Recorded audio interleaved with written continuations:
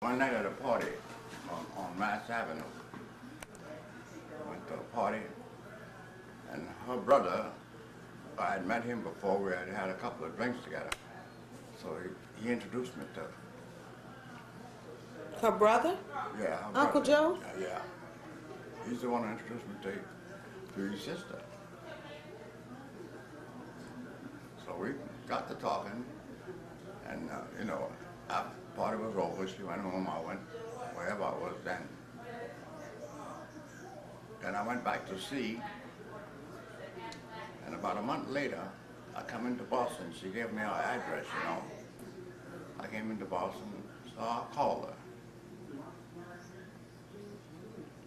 And who was at the house that particular night was Joe Jefferson. You remember him? Yeah, I remember him. Joe was there. So we got together, talked, and we went out. And then after that, each time I come into Boston, I would sort of be with her, Okay, so where were we, Papa? So we were where how I met Elaine. Mm-hmm. Then You said you went to this party and Joe Jefferson was there, right? yeah, he introduced us. Oh. And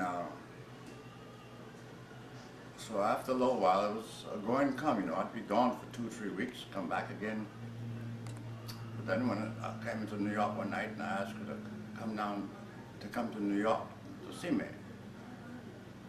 So she did. I told her, Peggy, which was the woman who lived above us, give her some money and let her keep Sugar, My mother. Yeah. Well, no, I'm speaking about not your. Yeah, because my mother was a little girl then. Yeah. Sugar was a little girl, right? Sugar was a little girl then. Mm-hmm. But you hadn't come into sight yet then. So she came to New York, and we got together. She spent the night with me in New York. The next day, I had to go sailing again.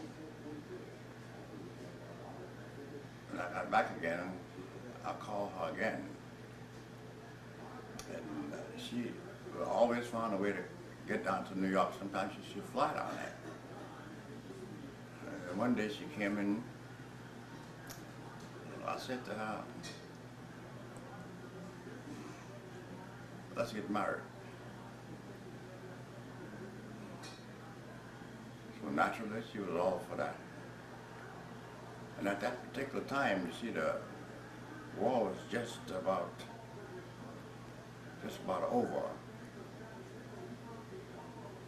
I got some seaman papers, a doctor's certificate, everything we needed. And then one day, I and I were married in New York City. And I left her then, sent her back here. I left her then, gone back to sea again. And I came back, and I was with her again. I came to Boston.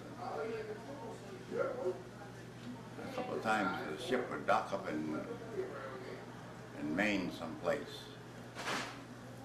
And I would get a train, they call it the milk train, into Boston just for one night or one evening, After a short while after all this was happening, and she told me she was pregnant. I accepted that. So we had the first baby, which was Marlene. So I was on I got on this ship, the United States. I stayed on that one ship for 15 years. But it was in port every 11 to 14 days, cruising, during the winter months. So I was home quite often. Sometime I'd send for her to come to New York Well, maybe I'd have only one night before she was going to sail the next day. And in between that, I'll tell you a little story. I had come into New York one night, and I met a friend of mine from New Orleans in the lounge, in the Penn Station or the bus terminal, one of the two. So we got to talking. And I said, let's go down and have a drink, you know. We went down to the bar to have a drink. So we're still talking there about the things we did, you know, the year before that. Then he said to me, he says, what are you doing here in the station, Joe? I said, man, I got my wife upstairs. He said, no kidding. And I went up there and you know how she was sitting there and she was puffed up, she was mad, so mad. I forgot all about her. That was an awful thing to do. It only happened one time. But that was really funny. So, from then on, I was with her. Each time I come into New York, I come into Boston, or up in Maine, or any place I came to, I would always had a chance to get home, or she would have a chance to come and see me, you know. That was my life as a seaman. We finally got married. I was thinking one day I got a doctor's license, the board would take care of the marriages. Everything was okay. One day, the only reason for that is because I was a seaman. The seamen didn't last very long in no place, see. And I left her. So when I got back to Boston again, that's about 3 weeks later. So we started on from that. Then sooner or later she told me, well, Joe, I'm pregnant, I'm gonna have a baby. I said, okay.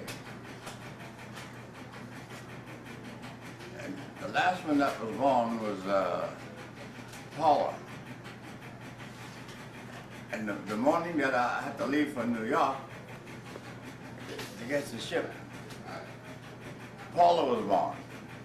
Now, I couldn't wait there for her to, you know, tell me or see the baby. But I called her from that seat. I called the hospital. Told me, hey, you got a baby girl. Oh, I said, that's fine. Then I got back. That made my third little girl. And Marlene was getting a little bit big. And I'd help her around the house with the 3 kids, you know. She had the bed, this one, the bed, the other one.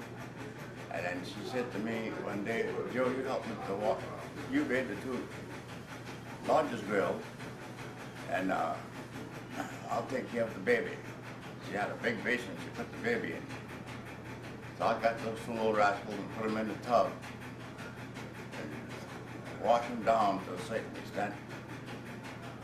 And then I'd taken Marie out of the tub, dried her with a towel. I said, you go inside your mother, put your clothes on. And I reached in there and grabbed Marlene and took her out of the tub.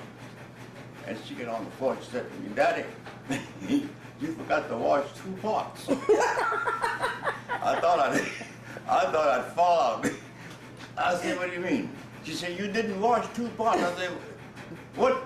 Wait a minute. I got the soap and I put it together, the towel, and I said, you washed the 2 pots I didn't wash. You ought to see her scrubbing. I said, I thought you were going to wear out everything.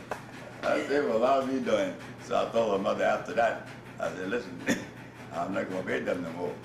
You're getting too big now. You know?